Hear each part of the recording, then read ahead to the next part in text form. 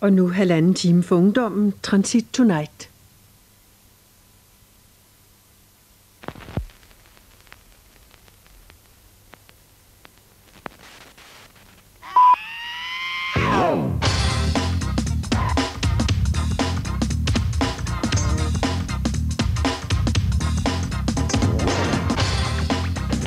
Ja, god aften og velkommen God aften. til. Ja, og velkommen til Transit. Og velkommen. Ja, jeg hedder Kasper. Og jeg hedder Senja. Og det er jo med afskedet stemme, at vi byder velkommen i aften. Det er det nemlig, fordi vi skal sige farvel til sådan noget som kærestekassen, der er udskiftet med rejsekassen. Exit. Exit sagde vi nok farvel til for et par gange siden. Stand-in. Stand-in sagde vi også farvel til for et par gange siden. Men i hvert fald tager vi afsked med EF-unionsdebatten. Og and eller sand. And eller sand, ja. Så det er virkelig med afskedet stemme, vi siger farvel og velkommen til i aften. Statsbordeller i Nyhavn. Hvor mange gange er du blevet nægtet adgang til københavnske diskoteker? Sådan 3-4 gange. Og hvad med dig? Utrolig mange gange. X-Ray i dag handler om racediskrimination, men du kan ringe ind lige nu til vores jurist, Peter, hvis du har problemer med at få din ret. Telefonnummeret er 39 66 11 39. For 3-4 år siden, der begyndte medlemstallet var fast, men der begyndte med at komme indvandrere med til festerne. Er du frisk? Du sommer, så med til Spanien. Det er altså sidste gang, at I kan påvirke jeres jævnaldrende til enten et ja eller et nej den 2. juni. Og vores ja-taler i aften hedder Hans Kargaard Thomsen, og vores nej-taler hedder Marianne Poulsen. Og de har selvfølgelig også valgt musikvideoerne, vi skal se i aften.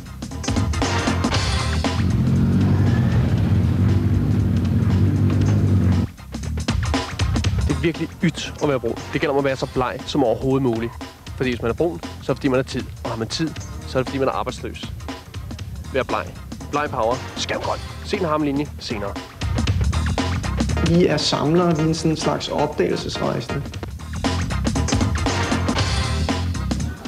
Ja, men altså det folk går mest op i lige i øjeblikket, det er jo, at hendes kongelige højhed, Dronning Margrethe og prins Henrik, de skal giftes, hen jeg sagt. De har sølvbryllup, og her er billeder fra dengang, de blev gift. Og det skal vi tale om nu.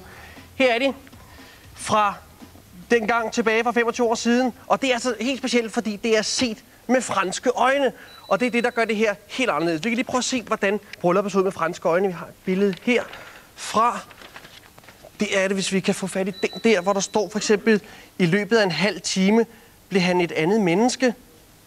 Det kan være, vi kan se, hvordan det ser ud. Det kan være, at det så slet ikke er ham der, men ham der er prins Henrik. Det ved vi så ikke. Der kan blive et andet menneske lige pludselig. Jeg ved det ikke, det er med franske øjne. Eller her noget her. Vi ved ikke, om det er Dronning Margrethe, der siger det, men der står her. Jeg forstod ikke, hvad han sagde, men tonefaldet. Ullala. Ja, det er jo noget, som er sådan holdt ved de næste 25 år. Sådan er det.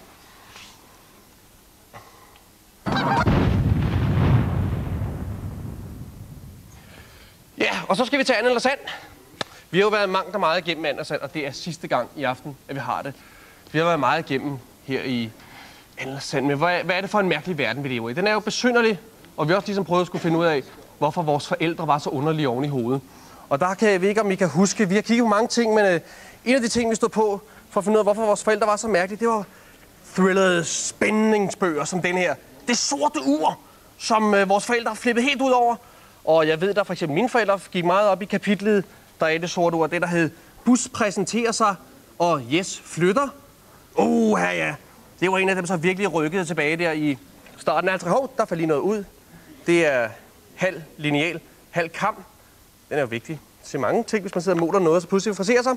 Men vi har også kigget på, i tidens løb har vi kigget på reklamer fra vores forældre, der var børn. Her for eksempel den her Bidex. Løsningen på den allermest intime hygiejne. Og det er sådan noget med Bidex renser og forfrisker de vaginale områder, så de føler dem sikre hele døgnet. Og der står her, at Bidex påskyndes især de kritiske dage, men også ved det daglige arbejde på rejser efter sport og i selskabslivet. Det er som hvis man lige har spillet en tenniskamp, så kommer man ind og siger, jeg er ked af, at jeg tabte, men til gengæld så dufter det jo dejligt i skridtet. Det er jeg virkelig glad for. Så godt stykke arbejde, du har lavet i dag, men Vi er også glade og apprecierer, at du virkelig er frisk forneden. Godt, tak for det. Men der er en ting, vi ikke har kigget på endnu. Det er, hvordan blev vores forældre behandlet? Det vil vi kigge på endnu. Barnepleje. Og den er så gammel, at det er vores bedsteforældres, og det vil sige, at det er vores forældre, der er blevet plejet efter det her system. Og der kan man da se, så er der noget forældre, der har sagt, mit barn, han er syg. Lad os prøve at kigge, hvad kan han fejle? Her, prøv at se. Et kihosteanfald er afbilledet. Sådan ser det ud. Og så hvis så en forældre, de stod ved siden af, der stod sådan, så var man så klar over, at det var kihoste. Sådan der. Godt.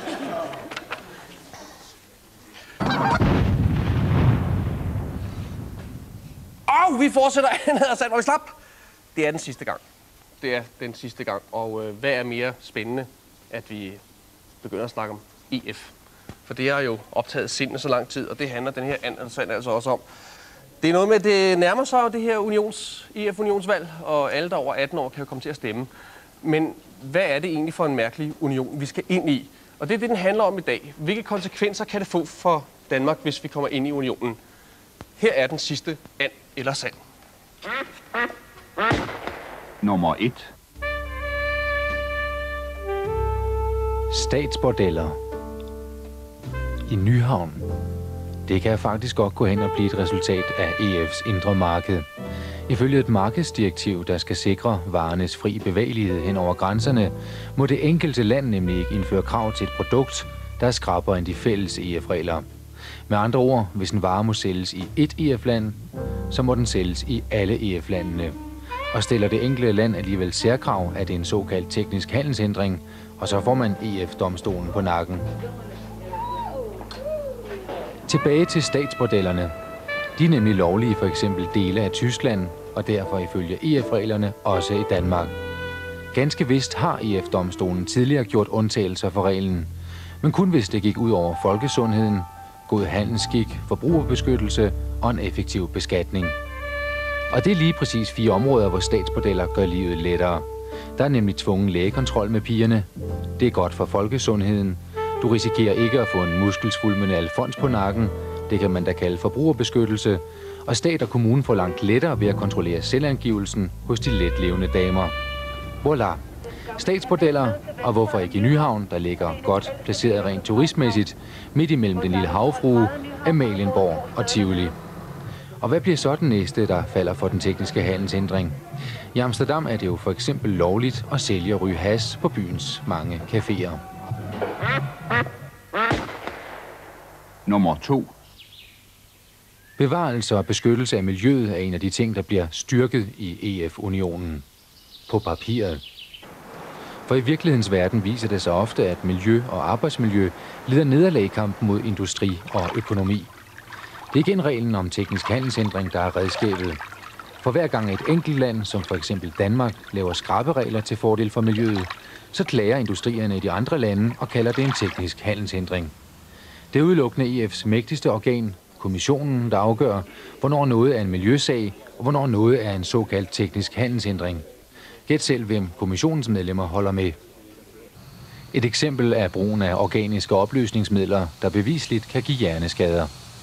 Af samme grund har vi i Danmark siden 1982 haft en regel om mærkning af for eksempel malervarer, lime og trykfarver. De skal være forsynet med malerkoder, der angiver indholdet af opløsningsmidler og andre sundhedsskadelige stoffer. Men det må vi ikke ifølge et EF-direktiv. Den stærke tyske kemiindustri har nemlig langt lempeligere regler og hævder derfor, at de danske regler er en teknisk handelshindring, frembragt for at holde tyske varer ude af det danske marked. Og derfor skal Danmark i juni 1993 have fjernet alle vores påbudte malerkoder, der fortæller om sundhedsfaren. I det hele taget er Danmark langt længere frem med beskyttelse af arbejdsmiljøet. 300 stoffer har vi erklæret for kræftfremkaldende. Den går ikke, siger EF, for ifølge dem er der nemlig kun 80.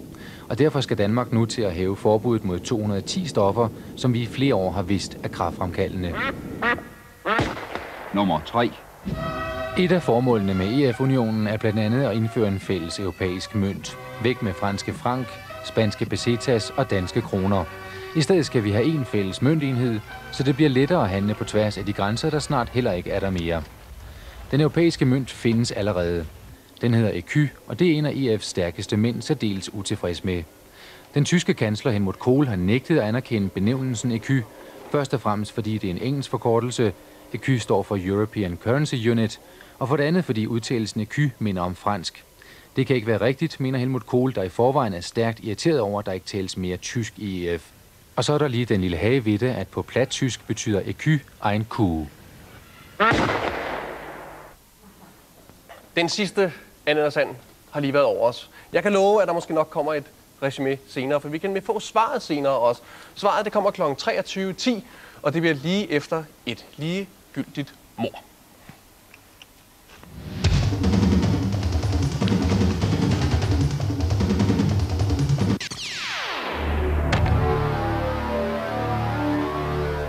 Man kan ikke nægte mennesker adgang til beværtning eller diskotek på grund af deres nationalitet eller hudfarve, men alligevel har der været problemer ved indgangen til diskoteker i København.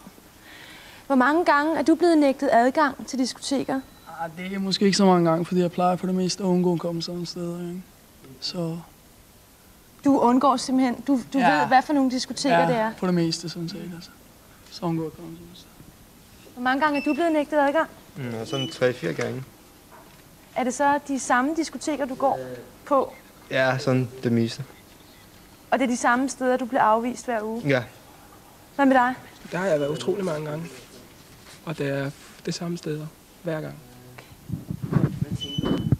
Hassan, du er også blevet afvist temmelig mange gange på diskoteker. Hvorfor tror du bliver afvist? Måske fordi jeg har en anden hudfarve, eller fordi der kører nogle fordomme rundt med, at vi hugger de danske piger. Det synes jeg ikke, at de kan være bekendt over for os indvandrere. Får du nogen begrundelse? Det gør jeg ikke. Jo, altså det eneste, de afviser mig med, det er, at jeg skal have medlemskort. Det passer ikke, ifølge beværtningspolitiet. Kunne det ikke tænkes, at du bliver afvist ved diskotekerne, fordi du har lavet ballade der før? Næppe. Det har du ikke? Jeg har aldrig lavet ballade. For det første, så er det ikke så tit, jeg tager ud i byen, altså til diskotekerne. Og jeg synes, at vi får et dårligt førstegangsindtryk af danske natteliv. Skulle du penge, barn? Det gør jeg de steder, du bliver afvist? Nej. Måske så vil ham dørmanden eller diskoteksindehaveren også beskytte dig imod racister inde på diskoteket. Tror du ikke, det er derfor, at du ikke kan komme ind? Nej, ellers så kunne han have sagt det på en anden måde. Altså, det er jo... Altså, i princippet så er det jo lige så farligt at stå udenfor, som at være inde på diskoteket. Han kunne jo for eksempel bare have spurgt om, jeg har kendt nogen derinde, der kunne beskytte mig, eller sådan noget. For det er jo lige farligt, om man står udenfor, eller man er inde på diskoteket. Når nu du går sådan rundt omkring på diskotekerne og får at vide, at du skal have et medlemskort, spørger du så ikke, hvordan du får et medlemskort? Jo, og udsmederen han beder om at skrive en ansøgning til det pågældende diskotek, og det har jeg så gjort for cirka en måneds tid siden, og jeg har ikke fået noget svar. Det er den, der ligger her, ikke? Ja. Og du har skrevet, at du prøvede at komme ind, men dørvogteren sagde, at du skulle vise medlemskort. Og nu anmoder du så om at få et medlemskort. Ja, men jeg har prøvet at gå forbi de pågældende diskotek, og dørvogteren, som tilsyneladende var den samme som sidst, han sagde, at han ikke vil han ville ikke give nogen udtalelser om, hvorfor jeg ikke havde fået noget svar. Det synes jeg, det er ret uheldigt.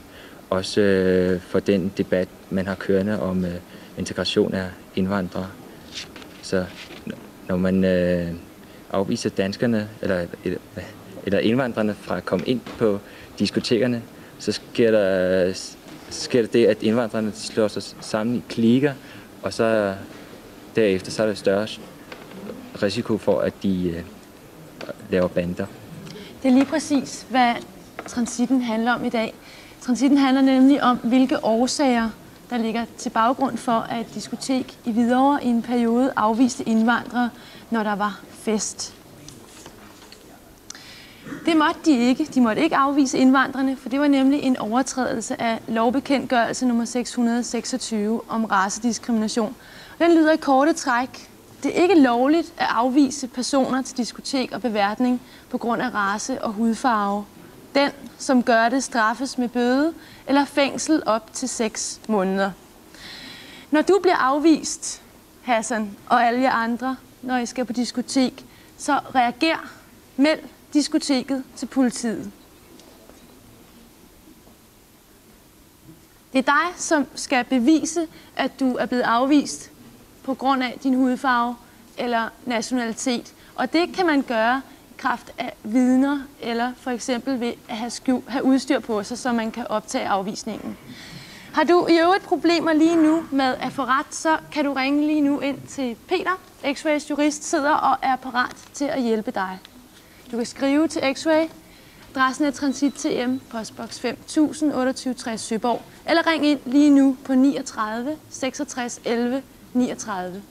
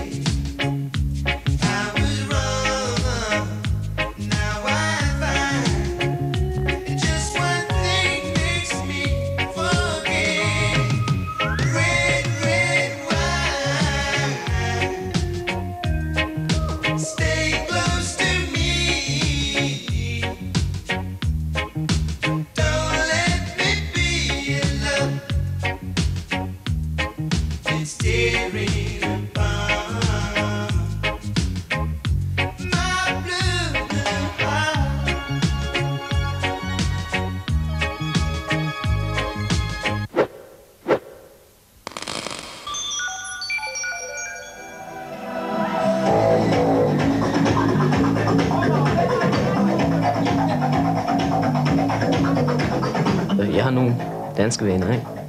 Jeg synes, de behandler mig godt. Altså. Det er ligesom alle de andre.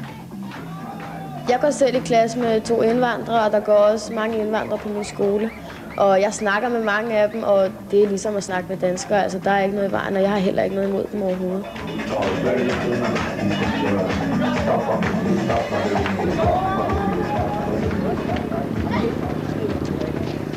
Jeg har været der mange år. 4-5 år har jeg været i Spækov. Og vi havde det meget sjovt og sådan noget. Der er 15 år. Jeg var 13, der startede med at komme her. Og det har været udmærket. Altså, god musik og god behandling. Jeg begyndte efterhånden at lære at danse, og det var jeg skabte, vi lavede rundkreds og sådan noget. Jeg glæder mig til at være fredag og sådan noget, ikke? Jeg lærte en masse venner at kende, og jeg kommer også op med en masse venner, så der var ingen problemer der.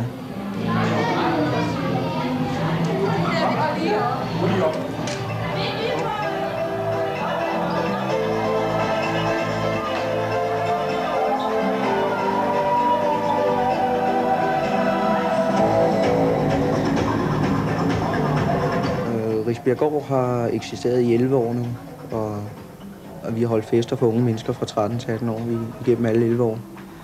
Og igennem de 11 år har klientellet været på et passende niveau omkring 500 mennesker i mange år og ligget fast.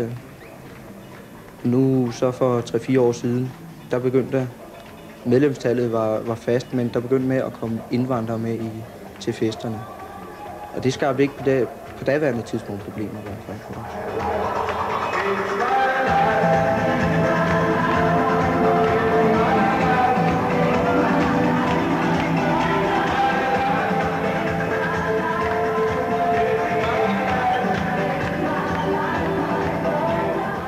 Når vi laver rundkreds, der går vi og snakker om det. Så siger vi, hvem der går ind først, altså hvem der kommer bagefter. Altså nogle gange, der danser vi 2 gruppedans. Så gør vi det bare på den måde, og så alt sammen står der. Nogle gange, der klapper de og glade, ikke? Altså når man er færdig med dans, så kommer det klappe der i ryggen, godt klar og sådan noget. Så føler man sig lidt anderledes, ikke? Det er bedre, når man danser i rundkredsen, ikke? Når man er færdig, så kommer pigen spørge til dig, hvor har du lært det hen, og sådan noget lignende, ikke? Så siger man, så har man noget at snakke med hende om, ikke? Personligt synes jeg, at kredsene, det er udmærket, altså. Fordi der er jo nogen, de vil gerne danse, ikke? De vil gerne vise sig. Altså, det tager meget plads, det gør det. Og så er der måske nogen, der føler sig generet af det, og de ikke har plads, og så kommer de til at stå ude i gangen. Det var på den måde, at de til sidst kontrollerede vores fester på en måde, så folk ikke turde gå ud og danse på dansegulvet, eller i dele af salen på dansegulvet. Fordi at indvandrerne kunne kontrollere et hjørne af vores sal. Når vi står sådan i gruppe, så er det fordi vi er venner alle sammen, ikke? Og holder sammen og danser sammen. Det er ikke noget med at tro danskerne, så de bliver bange af os. Det er ikke noget med det at gøre, det er bare sådan tænker de.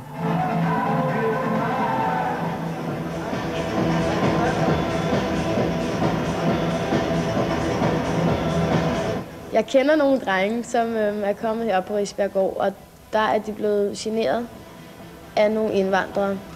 Ved at de har kommet og truet dem og sagt, hey, du ser lidt provokerende ud, du skal vist lige passe på, eller et eller andet. Og så er de blevet nervøse, fordi der er selvfølgelig ingen, der ønsker at få bank af nogen, vel? Og så holdt de op med at komme her, fordi de brød sig ikke om, at de skulle komme udenfor, og så der måske var slåskamp, og så er de også selv fik en på låget. Og det foregik på den måde, at en masse gik rundt og spurgte en om man ikke lige skulle være med bagefter, og der skulle være slåskamp. Og det var ligesom sådan en kædereaktion til hele gulvet, kan man sige. Noget af det ballade og nogle af de konflikter, der opstår her ved Risbjerggård, det tror jeg har noget at gøre med, at der er nogen, der er racister, som kommer her, som ikke bryder sig om indvandrerne.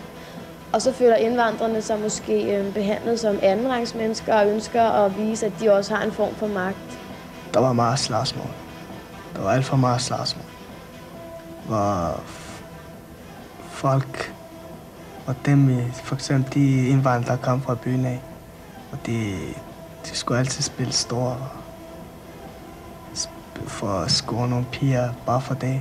Altså, det er ikke alle sammen, der gør det. Det er bare et par stykker af fremmede, ikke? Så får alle sammen skylden, hvis de er fremmede, der gør det, ikke? Jeg synes, det lyder lidt mærkeligt.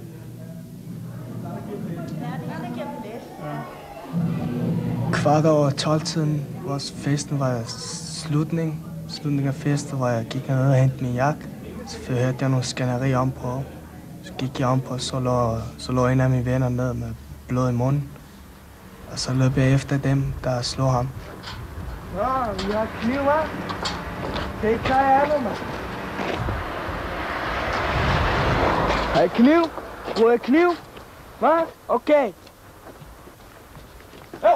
Jeg lader mig gå ud! Jeg har kniv på sko, lad være! Lad være, mand! Jeg skal gå ud, mand! Så er vi ven, mand! Hvad er det rundt, mand? Hvad ved du, mand? Hva? Hvad ved du? Hva? Hvad ved du, mand? Hold op! Hvad ved du? Gå nu med! Gå nu! Gå nu med! Kom ind, slå dig ven, mand! Hvad du er, mand? Flyt dig lidt, mand! Hold op! Gå nu, mand, for helvede! Hold øre, mand! Kom og slå mig ven, mand! Vi løser ikke nogen problemer, for helvede! Hold øre, mand! Selv jeg sagt, så gå med! Hold øre! Vi fandt ud af, at nu var tiden inde til at gøre noget ved det. På det tidspunkt der besluttede vi så, at vi ville for en periode prøve at udelukke indvandrere Fordi det har vi haft succes med før over for andre grupper af personer, som har stillet sig op og lavet ballade. Og det har blandt andet været tid med grønjakker. Det går bare ud over sådan en... Uden grund. Han kom bare ind og nakkede vores ven. Altså. Han var over 18 år.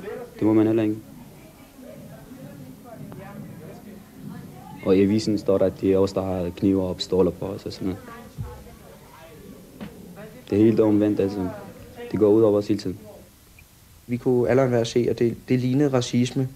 Og vi var da godt klar over, at det var ikke retfærdigt for nogen. Men vi vidste godt, at der var uskyldige imellem, som ville blive ramt på den måde. Men på det daværende tidspunkt følte vi, at det var den eneste løsning, der var. Altså, jeg har ikke haft noget imod, at der har været indvandrere heroppe, men jeg prøvede at tage op for at se, hvordan det var, når de ikke var her. Og jeg vil sige, at jeg så mange flere, jeg kendte heroppe, af danskere, som var kommet, fordi der ikke var nogen indvandrere heroppe. Vi havde et kærestepar af indvandrere og danskere. Det var så danske piger og indvandrerdrenge. Det havde vi før inden forbuddet. Men da de forsvinder, da indvandrerne ikke kommer ind, der havde vi lange diskussioner med deres piger, om at de mente, at deres venner skulle komme ind, fordi de var danskere, og de var deres kærester. Hvorfor må jeg du her? Jeg kan godt lide det her sted. Mine venner kommer. Altså, vi fik så at vide fra kommunen, at vi ikke måtte holde indvandrere ude. Deciderede indvandrere. Og vi er så blevet nødt til at ophæve forbuddet igen mod indvandrere, så de nu har lov at komme ind igen. Det kommunen har bedt os om at gøre, det er at udelukke ballademagerne. Jeg tror, det bliver svært at finde ud af, hvem der er ballademager og dem, der er stille og rolige. Du kan ikke huske, hvad sal du bor på. Du sagde stuen, og du står inde i salen. I det tid, jeg har kommet herop, der har jeg mere eller mindre hver gang været bange for indvandrerne. De har aldrig gjort mig noget rigtigt ondt eller noget som helst. Og jeg har heller ikke noget imod dem personligt. Det har jeg ikke. Altså, lad de mig være, så lader jeg også dem være. Og sådan synes jeg også, det skal være. Og derfor har man ikke noget imod dem på den måde. Men derfor har man en angst i sig alligevel. For lige pludselig kan man møde dem, og så er man alene. Hvis en dansker går ud og laver noget, ikke? Vi siger kun ham danskeren, han laver noget. Men vi ikke sige, at en anden dansker gør det. Fordi han er også fed jo. Ham kan jeg også sige sådan. Men når en indvandrer går ud og laver noget, ikke? Så siger danskeren, pas på de indvandrere. De er sådan alle sammen.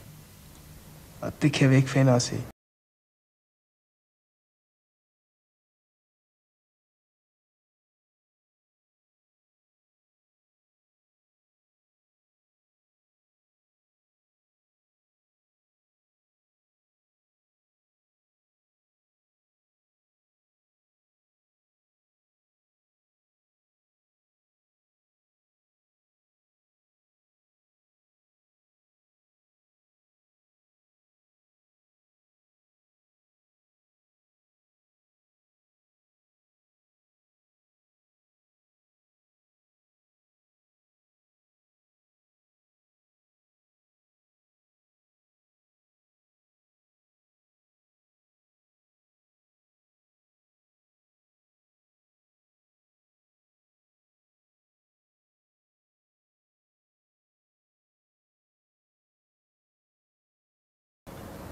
Jeg sidder altså herude i haven bag transitstudiet sammen med de unge, I lige har set på indslaget. Forbuddet mod indvandrere er altså ophævet nu. Det er kun ballademager, der ikke kan komme ind på Risbjerggård. Men Safer, hvordan er det på Risbjerggård nu? Jeg har været derinde sidste gang. Der måtte jeg gerne komme ind sidste fredag. Så han prøvede også at komme ind, men han kunne ikke. Du kunne ikke komme ind? Nej, jeg kunne ikke komme ind. Og hvad med sidste fredag igen? Der måtte jeg ikke komme ind. Der måtte du ikke komme ind? Nej. Så det vil sige, at det er altså ret svært for dørvogterne at finde ud af, hvem der er blevet med og hvem der ikke er blevet med. Men I vil gerne have de her diskoteksfester sammen med både indvandrere og danskere. Men det skal selvfølgelig være uden ballade og slagsmål og trusler. Kan I komme med nogle forslag til, hvordan man kan løse de her problemer? Mere politi udenfor. Men kan I ikke sidde og snakke lidt om det nu? Jo. Så får I 45 minutter, og så henter jeg jer om lidt. Ja. Det gør vi bare. Godt. Ja.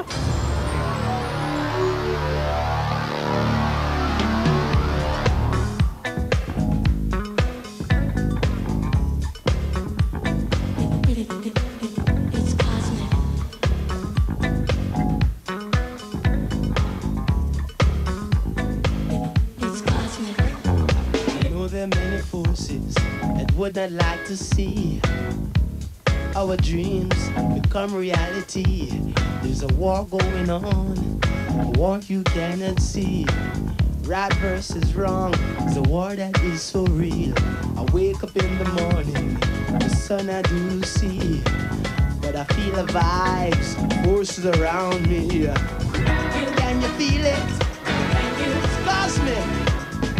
I can feel it. Hey, can you feel it? It's cosmic, man. Cosmic, cosmic, cosmic. Living me. Thing, you know, it's a thing. You know, it's a thing. It's the thing of thing. You know, it's like a thing. It's like a thing. It's cosmic. Cosmic. Eagle, the star, pyramid. All-seeing eye on a dollar bill. What does it mean? Where did it come from? Why is it there? I repeat myself. Eagle, the star, pyramid. What is the all-seeing eye doing on a dollar bill? What's going on? What's going on? What's going on? What's going on? But I tell you what, I can feel it. It's a cosmic tip. I can feel it. Yeah. Can you feel it? Lord, Lord, Lord, Lord, Lord, live in me. It's cosmic. It's cosmic. It's cosmic. Ja, så var det jo, jeg sagde sidste gang, at kærestekassen er lukket, men til gengæld har vi åbnet rejsekassen. Og her kan du altså vælge at vrage mellem sommerferie, rejsekammerater, og i den sidste udsendelse, der trækker vi lod blandt de rejsekassevideoer, vi får indsendt om 2 Interrail-billetter. Så send lige noget ind, og lad os så lige se, hvem der har sendt ind denne her gang.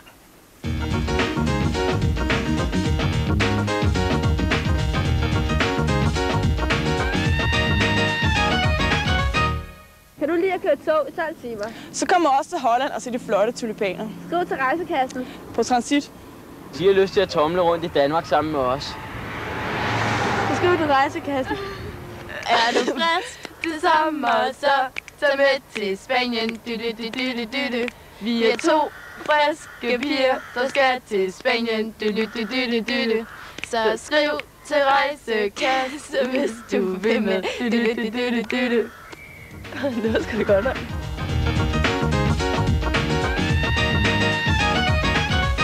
Er du klar over, at Iron Maiden og Nirvana måske kommer til Roskilde Festivalen? Så hvis du har lyst til at tage til Roskilde Festival og høre dem sammen med mig, så skriv til rejsekassen. Vil du møde min gudfar, Corleone? Så tag med mig og min døvstumme søster til Sicilien på Interrail. Skriv til rejsekassen Transit.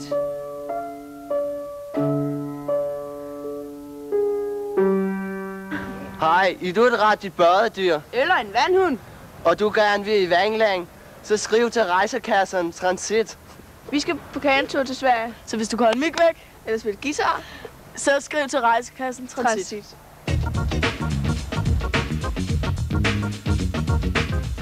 Skriv til rejsekassen. På Transit.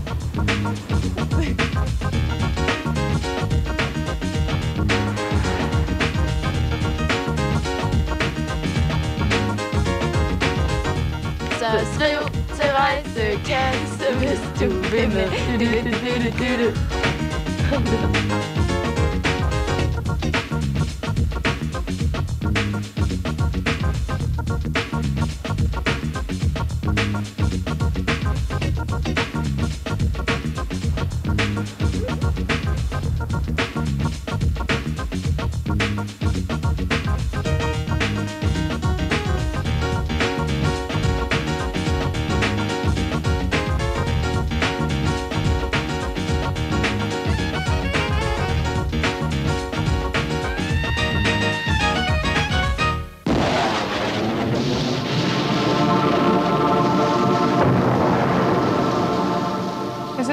til den igen. Vi skal til Extra Stop Europe, hedder det. Aftens emne er suverænitet og demokrati. Men først skal vi lige se, hvad vores udvekslingslærer, hr. Wunderlich, har fundet på i denne her uge.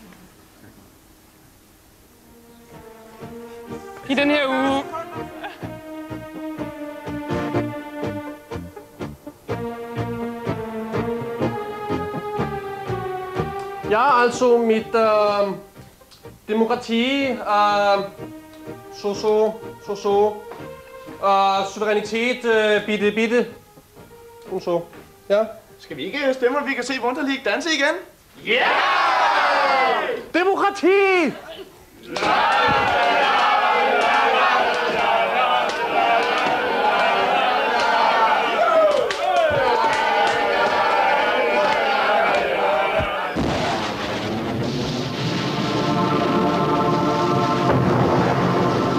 Demokrati og suverænitet skal vi altså snakke om i aften, og vores ja-taler hedder Hans Kargaard Thomsen.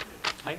Hej. Og vores nej-taler hedder Marianne Poulsen, og det er altså jer, der igen skal diskutere bagefter om, hvad de har sagt. Og det skal jo gå retfærdigt til. Så derfor skal vi have trukket lod om, hvem der skal tale først. Det skal vi nemlig. Det skal være ja-sigeren, det skal være nej-sigeren. Og hvad er mere retfærdigt, end at tage et ur i hånden, og så den af jer, der får uret starter. Er I med? Okay, nu skal jeg så gøre sådan her. Det bliver meget svært. Hvis du vælger først her. Din højre. Det bliver uret! Yeah! Sådan! Sådan der, så skal du starte, og I har 1,5 minut hver. Og så vil sige, at du skal op på toppen her, når du når bunden. Så har vi nået bunden. Og så skal vi videre til det næste, skal jeg kan finde ud af det her ur. Er I klar? Ja. Så starter vi uret. Værsgo! Okay.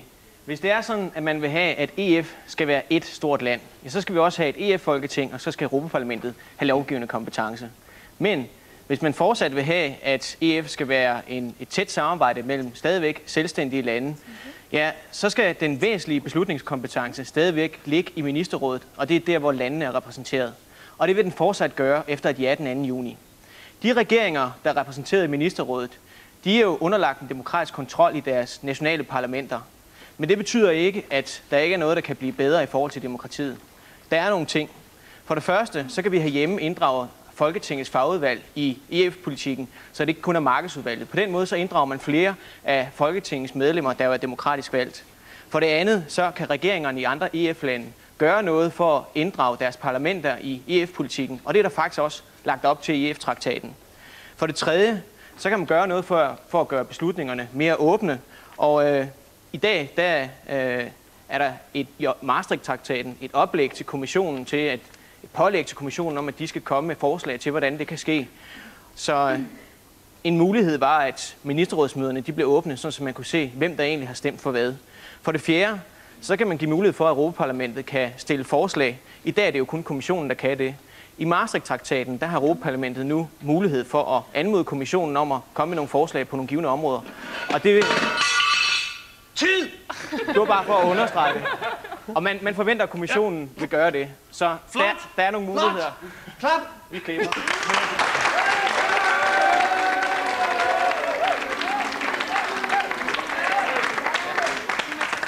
Det blev en forrygende afslutning med klokker og alt muligt. Det var fantastisk. Er du klar deroppe? Ja. Nu har du 1,5 minut. Jeg ved ikke, om vi kan klare klokken igen, men vi prøver. Er du klar? Ja. Værsgo! Okay, der er mange politikere i dag, der har prøvet at fortælle os, hvor vanskeligt et valg det er, vi går ud til. De siger, at det er så vanskeligt, at vi skal slutte op bag vores regering og deres ja til unionen. Men jeg siger nej, og jeg synes ikke, det er spor vanskeligt. Der er i EF ca. 340 millioner mennesker. Hvordan i alverden skal et demokrati med så mange mennesker kunne fungere rigtigt?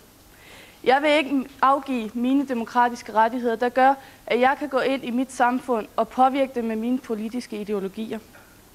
I unionen vil det blive, som nogle danske politikere allerede har vist, ikke sådan, at politikerne hører, hvad folket siger.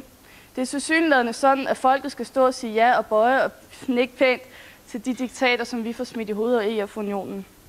Vi er blevet stillet et valg, og vi har ret til at sige nej, og det mener jeg, vi bør gøre. Gør vi det, vil de øvrige EF-lande være tvunget til en genforhandling. Gør de det ikke, bryder de deres eget demokratiske sikkerhedsnet, samtidig med, at de sætter deres troværdighed på spil. Jeg synes, at vi skal sige nej, fordi vi har en ret til at sige nej. Ikke fordi vi får det at vide af alle mulige. Vi skal tænke os om, før vi stemmer. Jeg kan til hver en tid acceptere, at jeg er fra en, der har tænkt sig om, men ikke fra en, der bare har hørt noget i Folketinget. Jeg mener, vi skal stemme nej for demokratiet. Vi skal stemme nej, så demokratiet kan få lov til at eksistere i EF. Så de andre lande kan få troværdighed til EF og det, vi laver. Tak.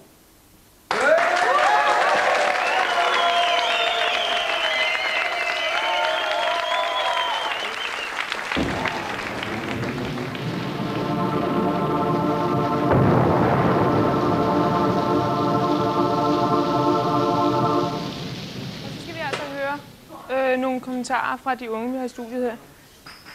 Ja, altså vi har jo et subsidiaritetsprincip, som gør, at vi ikke vil blive overhørt nede fra Kan du ikke lige forklare, hvad det betyder? Det er nærhedsprincippet, det betyder, at beslutninger skal tages så tæt på problemet som overhovedet muligt.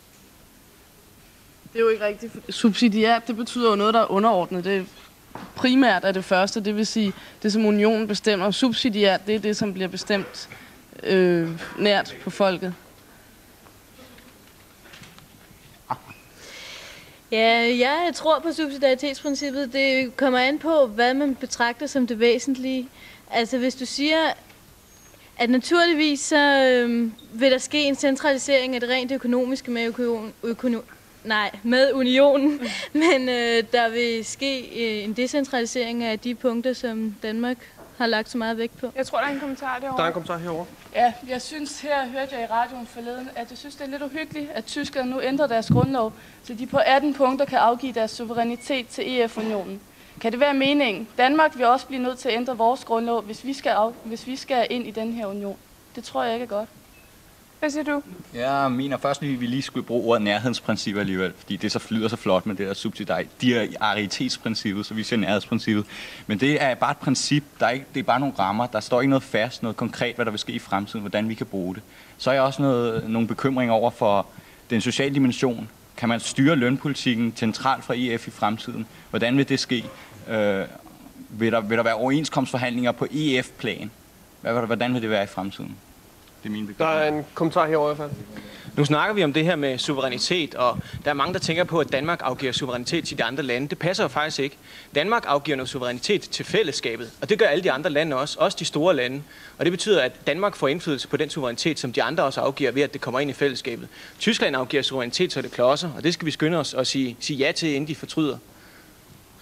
Vi har lige en ekstra herovre. Problemet er jo ikke, om vi afgiver suverænitet til de andre lande. Problemet er, hvad vi afgiver suverænitet til. Ikke? Vi afgiver suverænitet til en struktur, der er helt igennem udemokratisk, ikke? Hvor det er nogle 17 embedsmænd, der træffer virkelig i reelt har initiativretten, og derved også kommer til at træffe en masse af de tunge beslutninger, fordi det er dem, det hele skal udgå fra. Vi afgiver suverænitet til en eller anden lidt flyvsk EF-domstol, som sådan ligesom skal kunne afgøre, hvad mener vi, hver eneste gang der er et hul i traktaten, og det må der ved Gud mange af. Du skal regne med, at de forslag, som kommissionen stiller, det er jo nogen, der kan blive ændret undervejs. Og det, der er afgørende, det er, hvem har den besluttende kompetence, og det er jo ikke kommissionen. Det er noget, som fortrinsvis ligger i ministerrådet. Afgørende vil der være, hvem er det, der har den højeste myndighed? Ikke? Det er for eksempel EF-domstolen. Ikke? Og hvem er det, der skal fortolke de her ting? Det er EF-domstolen. Hvordan skal den dømme? Ud fra de love, som man vedtager. Jeg tror lige, jeg bliver nødt til at afbryde. Der er en kommentar herovre. Altså, det grundlæggende beslutninger bliver betaget i ministerrådet, og det er jo trods alt demokratisk valgt folk, der sidder der. Det er jo ikke demokratisk valgt. Det er jo ikke direkte valgt. Det er indirekte valgt. Der er jo ikke nogen... Det er så en kritik af det danske demokrati. Giver en mand sin stemme. Vedkommende har så, hvad skal vi sige... Ja, han har ansvaret for, skal vi sige, føre ud, hvad jeg mener. Ikke? Det er det jo ikke nogen af. Der er et parlament, der ikke har en skid at skulle have sagt, og som vedtager de mest besynderlige ting. De vedtager, ja, jeg har i min taske har jeg en avis liggende, hvor de blandt andet har taget beslutning om, hvordan man skal spise østers i fællesmarkedet. Ikke? Fordi at det er sådan, at det fremgår af den her papir, at østers i fællesmarkedet ofte spises med en gaffel. Og det er synd, fordi så bliver de kvæstet på det grusomste. Ikke? Det er det parlament, vi skal afgive suverænitet til. Det synes jeg er latterligt. Det må jeg nok indrømme. Det du siger, det er, at Europaparlamentet skal have mere lovgivende kompetence. Men det du siger, det er jo, at det er jo et stort spring fremad i retning af et land, en stat, en forbundsstat. Det er det at give Europaparlamentet en lovgivende kompetence, og det er det, du sidder og agiterer for, selvom det faktisk er det, du ikke vil. Jeg agiterer for, at der er et kæmpe hul i den traktat. Der er ikke noget demokrati. Ja, vi skal lige det over til den anden side. Det vi vil, det er jo ikke, altså vi vil have, at der ikke skal afgives suverænitet, hverken til Europaparlamentet, eller til kommissionen, eller til domstolen, eller til nogen som helst. De ting, der skal besluttes, De kan besluttes fint i Folketinget. Og der er jo ikke nogen demokratisk kontrol med ministerrådet. Altså, ministrene, de kan jo tage ned og beslutte hvad som helst, uden at... Altså, det kan godt være, at markedsudvalget og Folketinget har sagt til dem, at de skal beslutte noget bestemt, men det er jo ikke noget, vi kan kontrollere, for ministerrådsmøderne er jo lukket. Det er derfor, vi skal have referat. Prøv lige, der er en kommentar derovre. Jeg synes, det begynder at blive lidt teknisk, det her. Altså, underlige minimumsdirektiver og beslutninger og sådan noget. Jeg tror egentlig også, et problem det er, at vi kommer utrolig langt fra beslutningerne, ikke også? Og for eksempel til sidste valg i Europaparlamentet, der havde vi en stemmeprocent på 46,8. Det er sådan nogenlunde ligesom det amerikanske præsidentvalg. Folk kan ikke forholde sig til, hvor beslutningen bliver taget ved. De bliver ligeglade. Det bliver sådan en apatisk holdning. Bare vi kan se lykkehjulet, så er det sgu okay. Og skide på, hvem der er præsident. Ikke? Okay, og med den forkerte station at se lykkehjulet på.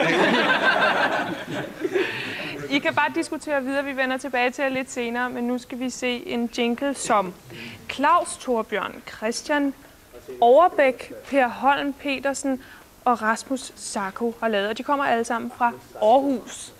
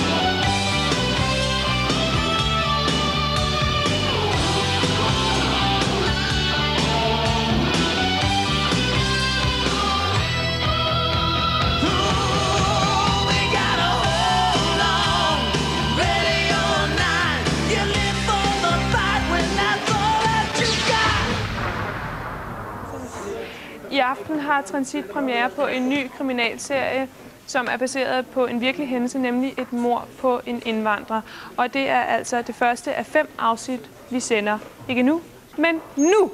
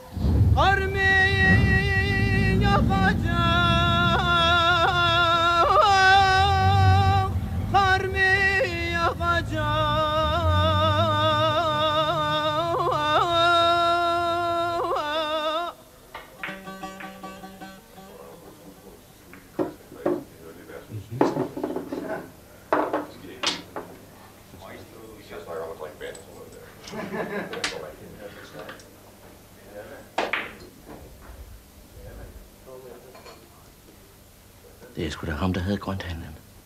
Jeg plejer sgu da ikke at komme her. Han er kæreste med Kirsten. Skole hans.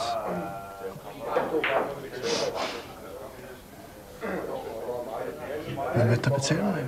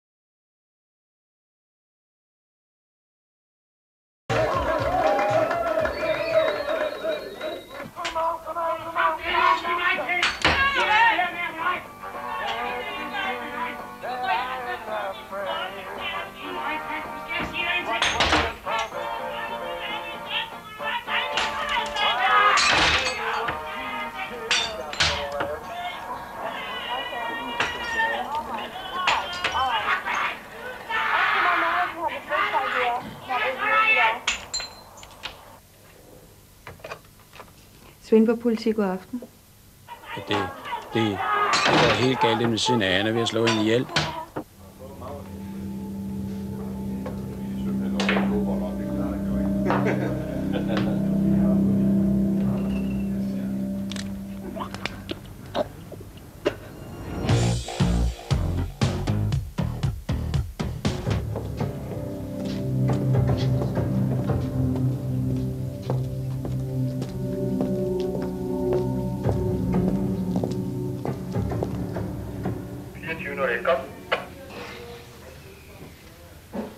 P24 klar, noget lidt skift. Ja, vi har nogle husbetragter. Det er ham med papegøjen igen.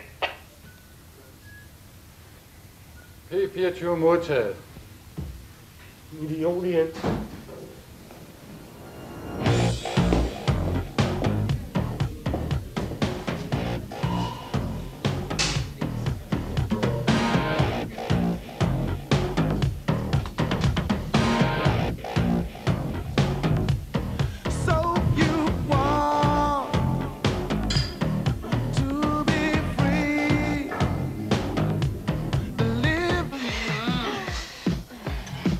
Har jeg nu ringet igen efter? You sure you didn't like it that I tied up? No, I didn't like it. No. You guys had me really going there for a second. Videre med mig ved at være træt af at rende her.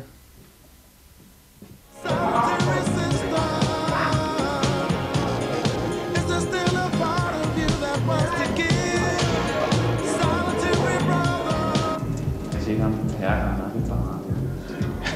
Hvad fanden det er den videre sag, Per? Kom, lad os få svinen ind på, og så se, hvad der sker deroppe.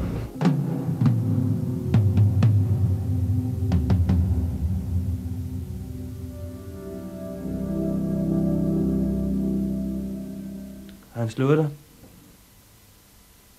Har jeg slået dig? Hvad? Har jeg slået dig? 24.01, kom. P24 klar. Den er helt galt på diskoteket i Rudkøbing. Der er vildt slagsmål. Skynd jer derover. Modtaget. Vi kører.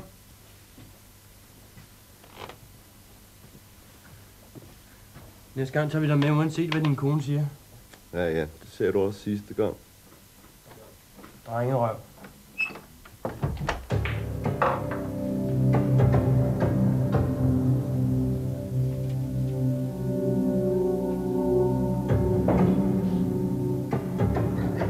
Har du set Reza? Ja, jeg har været her for lidt siden.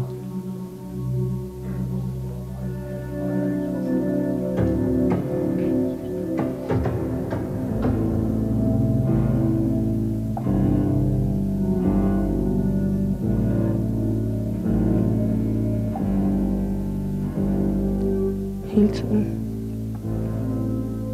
Også mens vi var mest glade for hinanden. Jeg havde en mærkelig truende fornemmelse af. Noget ville ødelægge det. Reza gik rundt med så meget smerte i sig. Jeg var bange for, at det ville gå galt en dag.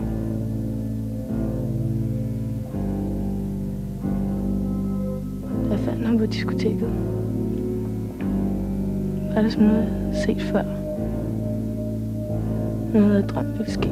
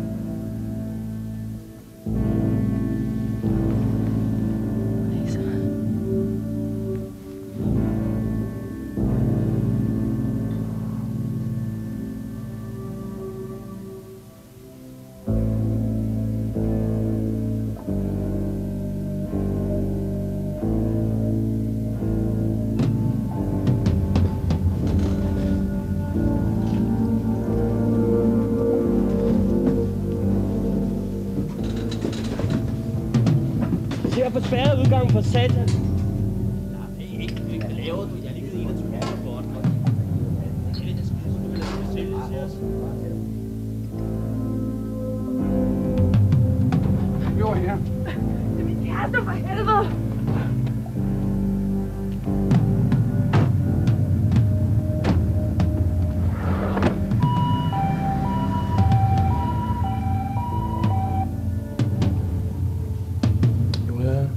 Der var 4 med i det her. Men jeg var kun glemme. Det er jeg ligeglad med. Der var 4 med i det, og jeg var ikke en af dem. Er du med? Jeg var ikke en af dem. Okay. Jeg og hans kæreste tabte her udenfor, da hun røg med ambulancen. Vi skal også have fat i kriminalpolitiet. Prøv lige at se det her engang.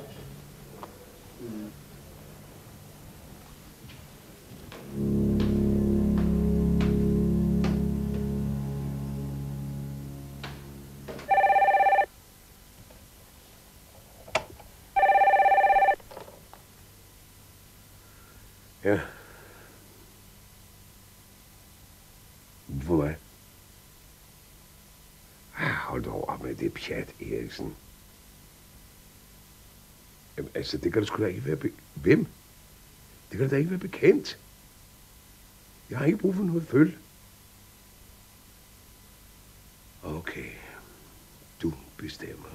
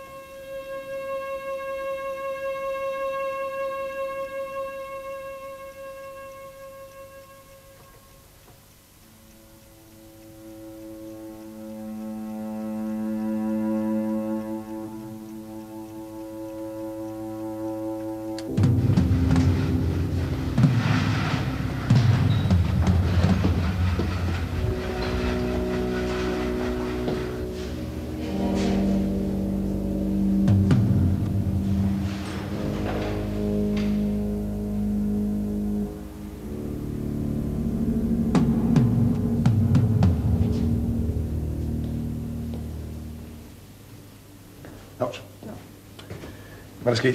Det er en udlænding, som er blevet kørt på hospitalet. Han ser ikke forkyndt ud.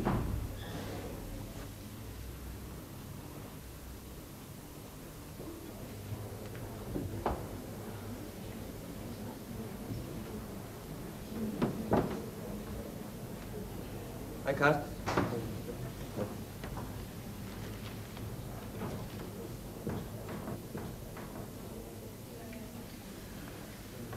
Hej, Svending. Hej. Har vi dem, der vil op og slås?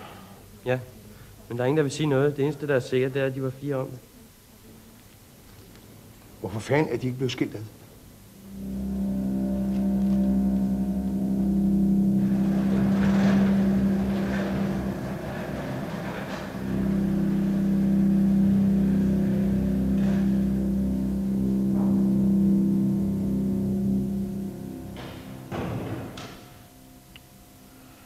Så vis mig, hvor du stod.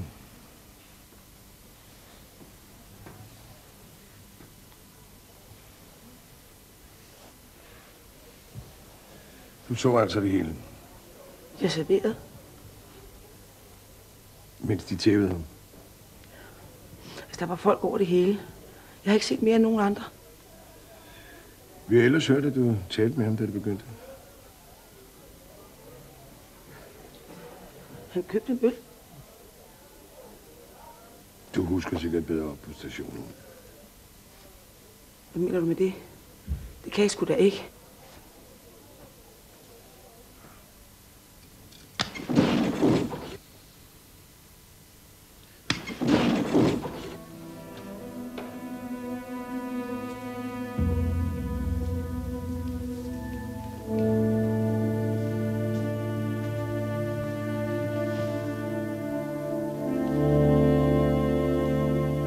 Det gik ikke.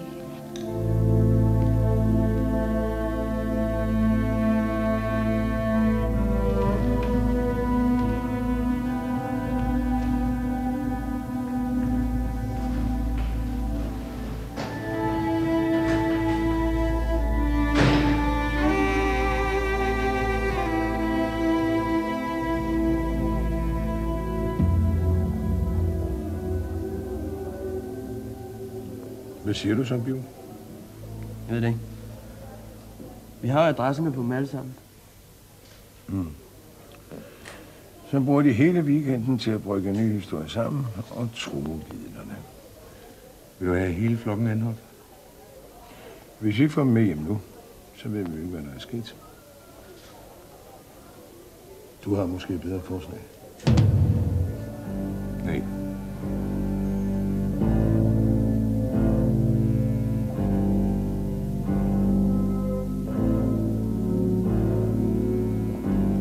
Det var ligesom en gang på det børnehjem, jeg gik på som barn.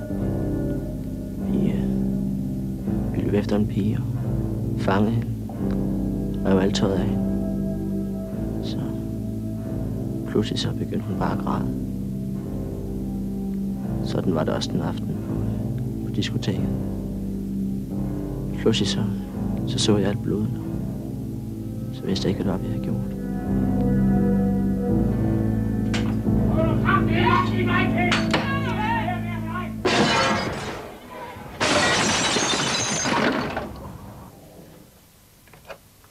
Svendborg politi, god aften. Han smadrer jo hele lejligheden. Jo, nu skal jeg fortælle dem en ting. Vi har ikke mere tid i aften.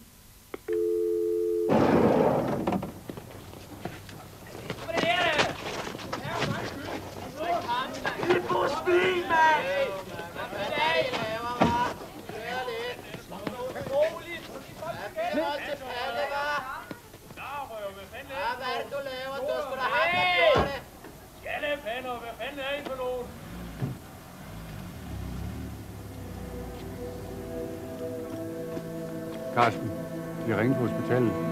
Han er død. Ham iraneren. Så er det sgu da godt, jeg fik dem anholdt.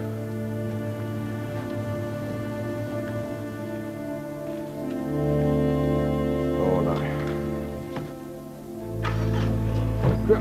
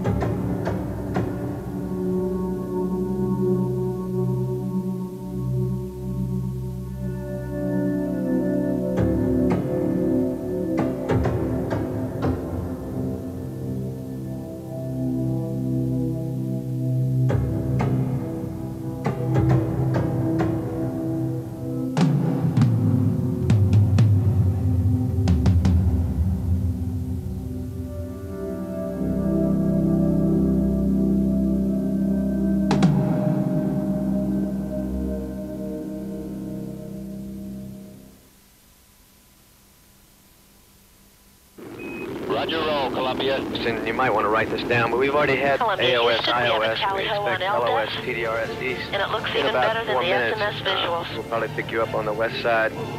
AOS, TDRS West at 2212. However, we will continue with iOS. Columbia, Houston, we have a tally ho on LDAP.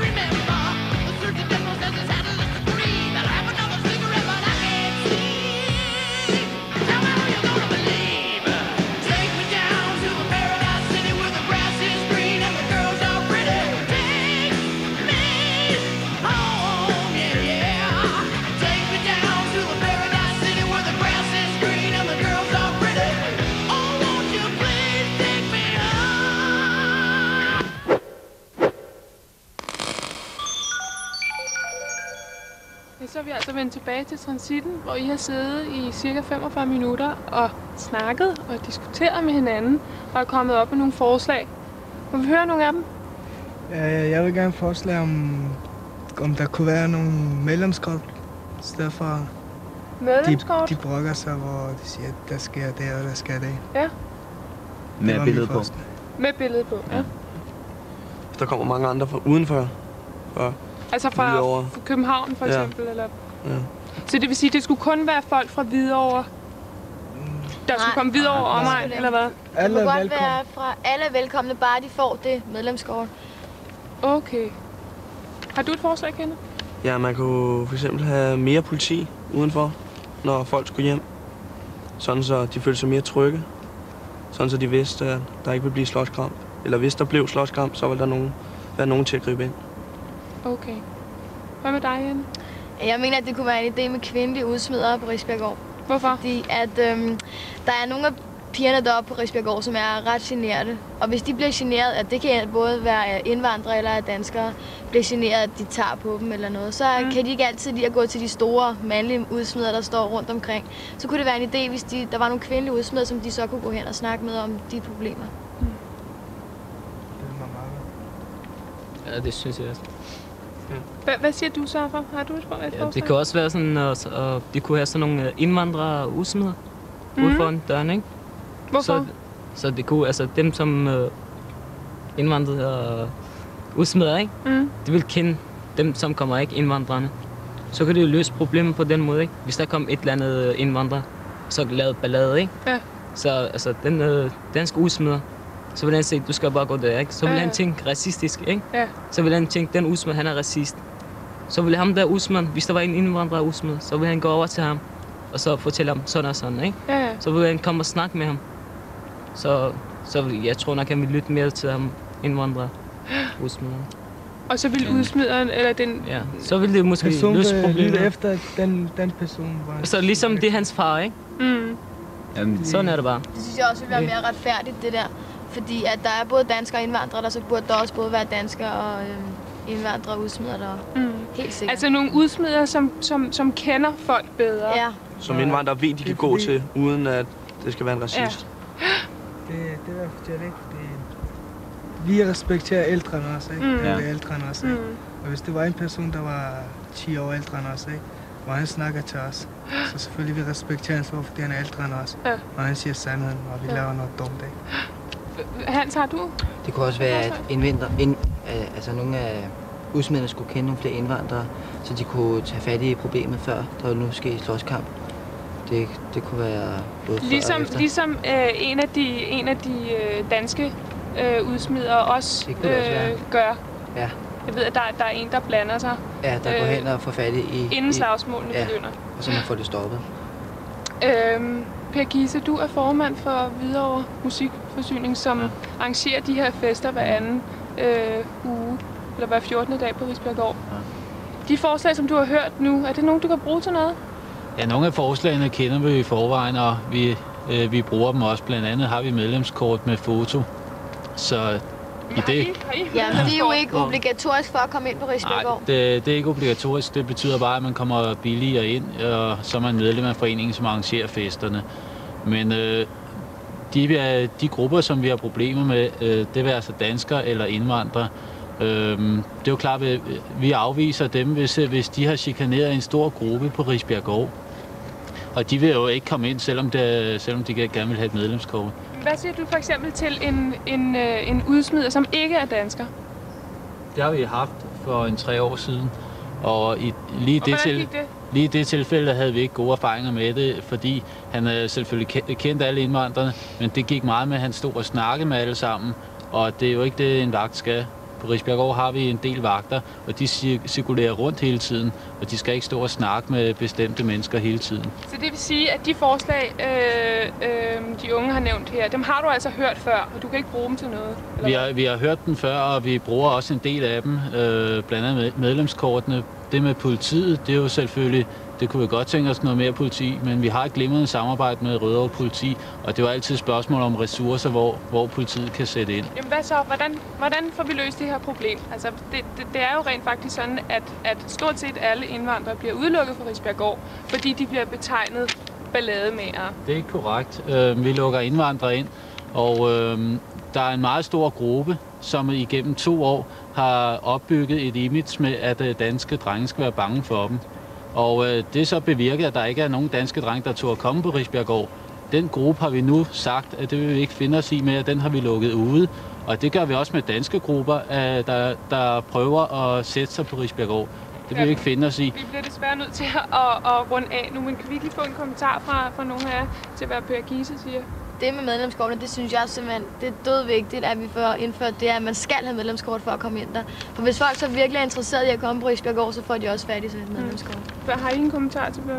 Jo, det der med, det fylder plads med det der rundkreds der. Så kan vi bare lave faste tidspunkter.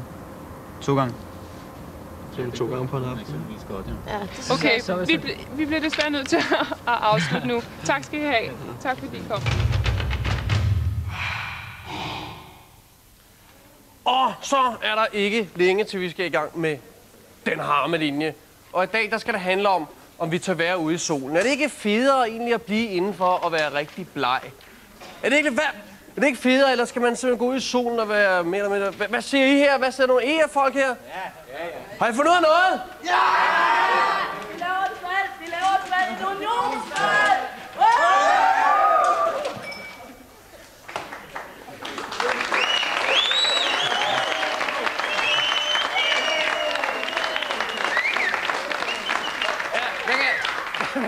kan jeg sige?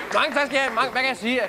Det, som jeg egentlig ville sige, det var, at den harmony kommer senere. Der handler det om, skal man blive indenfor at blive bleg, eller skal man hoppe op og falde ned på alt det motionlaget og gå udenfor og få en masse sol og bare være ligeglad.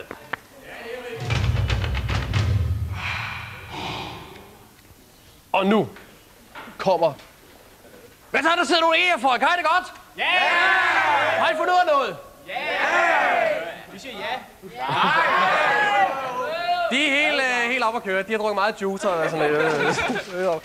Nu skal vi til det, som jeg tror, at vi alle har siddet og ventet lidt på. Vi skal nemlig til afsløringen af det spændende i And eller Sand. Men inden, så kommer det.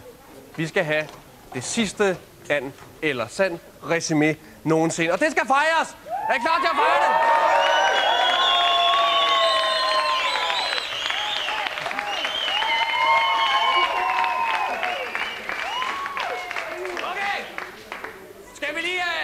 Lige en gang vifte med fanen, mens vi synger, at det er sidste gang, vi får et resumé. Og den synger vi nu. I dag er det sidste resumé. Hurra! Hurra! Hurra!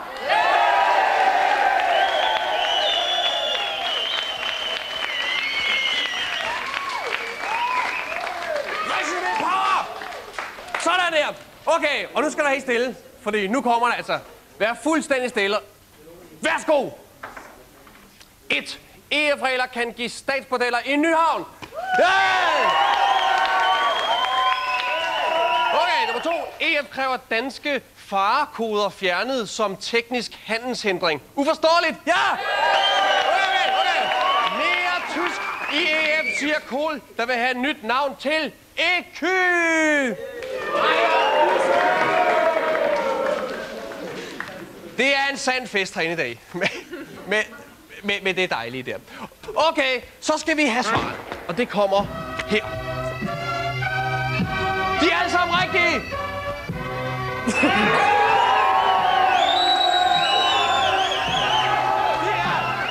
Det er rigtigt.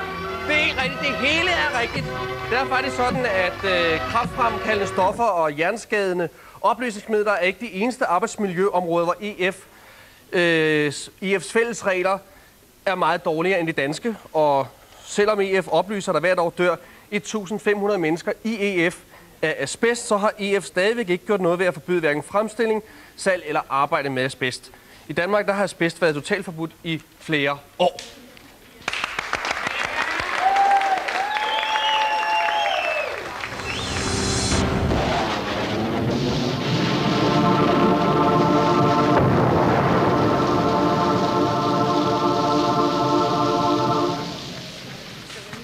Og så er EF-diskussionen i fuld gang herovre. Ja. Og der er nogle kommentarer. Stem ja. Hvad siger du? Jeg synes, det er enormt farligt, at der er så mange møder, der foregår for lukkede døre. Jeg synes, vi skal åbne op. Jeg mener ikke, som mange EF-ja-siger, at vi skal gå ind i unionen for at få indflydelse. Derimod skal vi blive ude for at få dansk indflydelse. Hvad siger du til det? Der er jo også uddannelsesmøder i Danmark, som foregår for lukkede. Vi skal lige høre, hvad han siger. Så det vil være næsten det samme, faktisk. Jeg kunne ikke høre, hvad du sagde, men det håber jeg. Jeg sagde, der var også udvalgsmøder i Danmark, der foregår for lukkede døre. Så det er jo... Der er en masse fingre derovre. Jeg siger, altså, hvem er det, der afgiver indflydelse? Dem, der afgiver indflydelse, det er blandt andet tyskerne. Det er os, der får indflydelse. Vi får langt mere indflydelse end store lande som Tyskland og Frankrig. Det der er det vigtige. På miljø og så videre. Jeg har en til herovre. Altså det der med, at vi får mere indflydelse, det kan godt være, at vi får flere stemmer sådan per indbygger i Danmark, end man gør i Tyskland og sådan nogle ting. Men det, jeg synes, der betyder noget, det er, hvad indflydelse den almindelige borger får. Men der synes jeg, man får mindre indflydelse, hvis vi kommer ind i union. Fordi det er helt klart, at det er sværere for almindelige folk, der går ind i græsrodsbevægelser eller den slags, at sådan kunne påvirke, hvad der sker nede i Bruxelles, end sådan som det er i Danmark nu, hvor man kan trods alt prøve på at påvirke Folketinget, hvis der er en eller anden mærkesag, som man samles om i en eller anden organisation eller i en græsrodsbevægelse, så kan man godt gå ind og påvirke nogle politikere i Danmark. Det bliver meget, meget svært at gøre i EF. Det synes jeg er at afgive suverænitet fra folket til nogle højere embedsmænd. Vi har en kommentar herovre. Jeg synes, det er meget skægt, at sådan et af ja-siernes argument er altid, at selvom vi er sådan et forfærdeligt lille land og sådan noget, så får vi en hel masse at skulle have sagt. Ikke? Det synes jeg egentlig er sådan, lyder ret udemokratisk. Jeg kan slet ikke se, det er et argument egentlig. Jeg synes...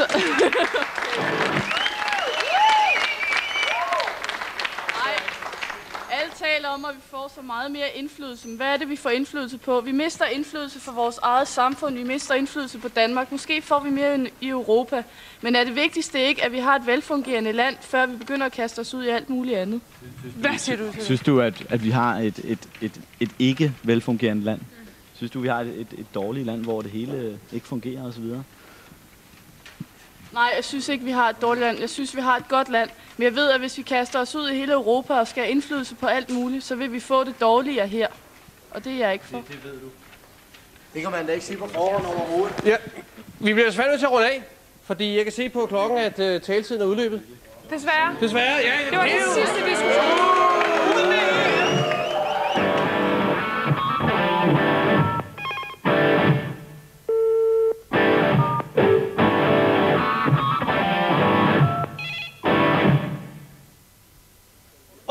Okay. Sådan en bute gider jeg ikke. I får en lille smule mere taletid, men det kommer til at handle om noget andet. Er I bange for solen?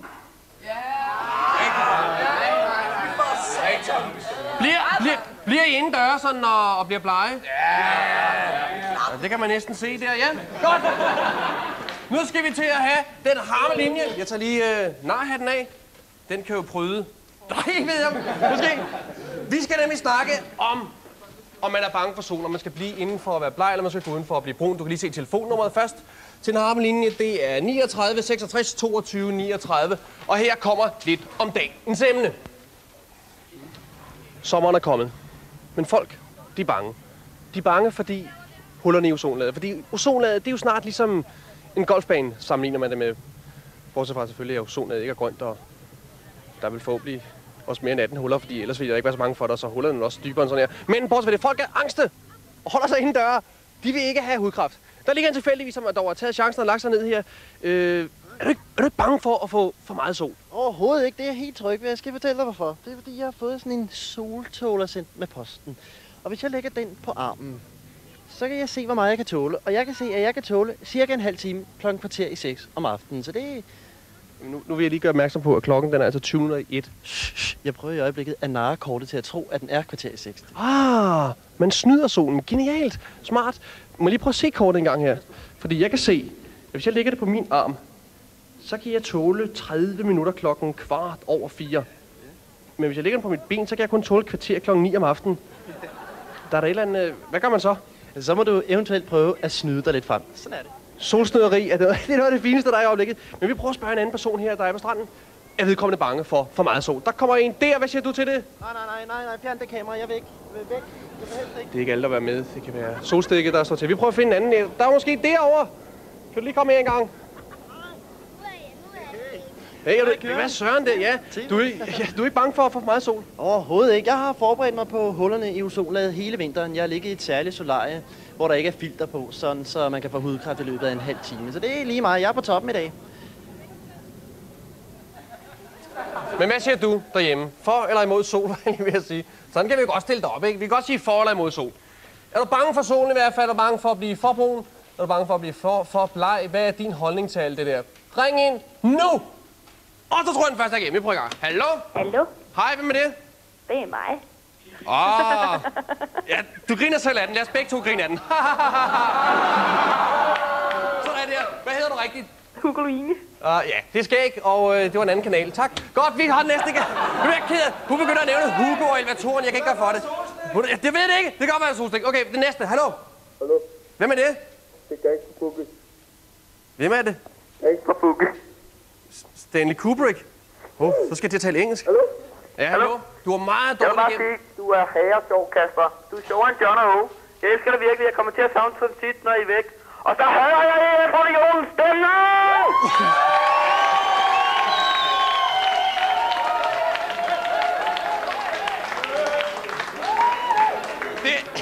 Det er det mærkeligste ting, der foregår. Jeg prøver ikke. Nå, nu ryger strømmen. Prøv lige at kigge på en gang. Prøv at kigge, kamera. Prøv at se, strømmen ryger nu det her.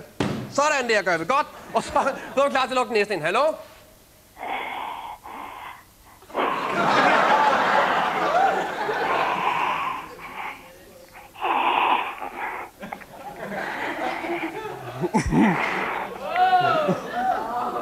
Ja? Hvornår er det min tur? Ja, godt. Det er meget spændende. Nu. Godt. Fint nok, det var da helt utroligt humoristisk at trække vejret i en telefon. Godt, sjovt. Sjovt kan vi synes, det er. Prøv nu at sige noget rigtigt. Kom, hallo. Så fik vi en dutter. Godt, næste. Hallo? Hallo? Ja, hvad med det? Det er Brian Hansen fra Vejen. Goddag. Goddag. Jeg synes, solen den er noget lort. Fordi man får vabler og vogler og alt muligt lort af. For man foredrer solen, det må du lige forklare en gang. Ja, ved du hvad? Jeg gik på et solsøm her forleden. Hvad gik du på? Et solsøm. Nu har jeg vogler i fødderne. Du har gået på et solsøm og fået vabler i foden og vorter. Ja, nemlig. Ja. Hvor lang tid havde du ligget i solen, inden du troede, du trådte på noget, der var et solsøm? Nej, jeg gik i solen. Du gik i solen og trådte på et søm? Ja, i solsøm. Solo Mio. Du skulle aldrig være i familie med hende, der ringede ind først, der hed Hugoline, vel? Undskyld, det var et for svært et spørgsmål. Jeg kan godt se det. Godt, vi bruger det næste gang. Hallo? Hallo? Hvem er det? Hallo? Ja, hallo? Hallo? Ja. Meget fint at nævne et musikprogram, der er gået af. Ja, godt. Vi slukker i gang her. Vi tager lige den sidste ind. Hallo? Bleg Power. Hvad siger du? Bleg Power. Bleg Power, hvad vil det sige? Det synes jeg bare. Jeg hader sol. Du siger bare, det er da fint. Det er da fint. De fleste af os er da halvblege. Prøv, hvis du lige prøver at vente om en gang, kamera, så kan du se, hvor blege folk er. Ja, det er pænt. Så det er da ikke... Er det fedt for dig? Og sådan, du kom lidt på det der at sige de blege mennesker der, eller hvad? Fuldstændig. det er da godt. Ja. Hvad, du er ikke bange for at træde på sådan en solsøm der? Pludselig en dag, eller hvordan? Det er noget af det værd. Undskyld, jeg spørger, men hvad foregår der derovre i Jylland? Fordi vi har det altså ikke herovre, de her solsøm. Det har jeg ikke. Nej. Det er sådan nogle store nogle, der er 1,5 meter høje. Og så er de helt grønne. Okay, prøv lige at stoppe gang. Må jeg bare studere. Er der nogen, der ved, hvad et solsøm er? Er der nogen, der ved det, så kom lige over og fortæl det. De er fuldstændig tavse herinde, de aner ikke, hvad det er. Jeg har 1,5 meter høje, så de er helt grønne. Jamen, det er jo utroligt. Vi kan også diskutere noget, som jeg ikke ved, hvad er. Solsøm, for eksempel. Vi tager den lige den sidste igennem, og så... Der er censur på i dag. Du må ikke nævne solsøm. Hallo? Ja, der er en puster igen. Jeg gider ikke at høre på. Så der, giv mig en hånd.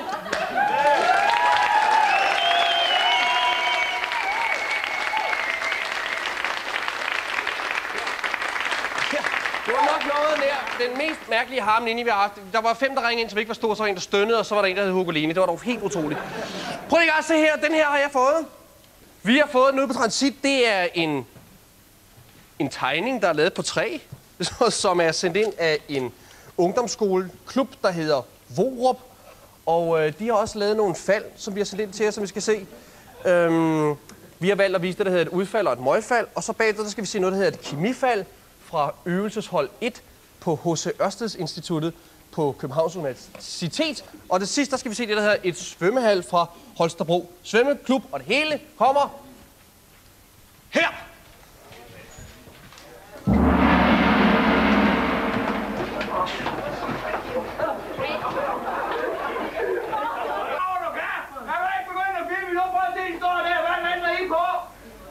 Jeg synes, det er bare, at vi er på noget. Skal I have et vejfald?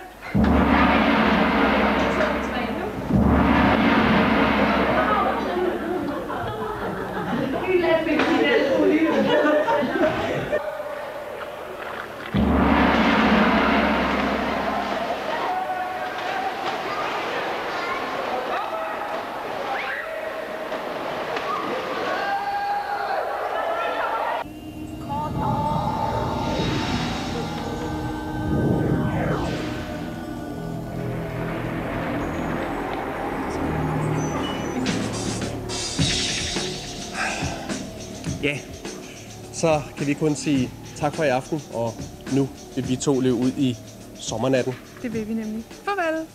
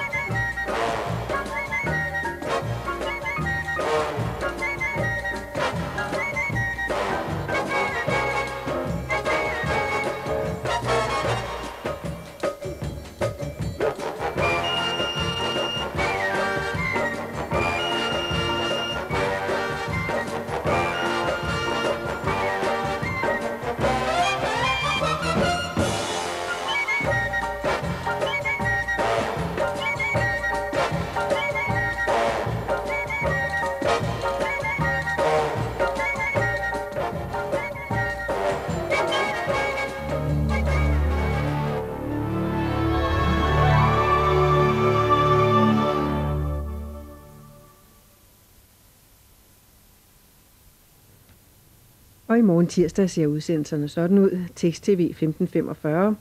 Og kl. 16 præsenterer Fremskridtspartiet sit politiske program, og der er spørgsmål til partiet 16.10. Så er der en times Disney-sjov fra 16.45 og 17.45, TV-avisen og vejrudsigten. Kl. 18 fjernsyn for dig med Myggen og Myggegåden. 18.30 den amerikanske serie Carol og Company. 18.55 tirsdag direkte. Gregers Stikking Håndfeldt har inviteret balletdanseren Vivi Flint i studiet, og valgforskeren Johannes Andersen fra Aalborg Universitetscenter. Og Jehovas vidner, de kommer på anklagebænken for det.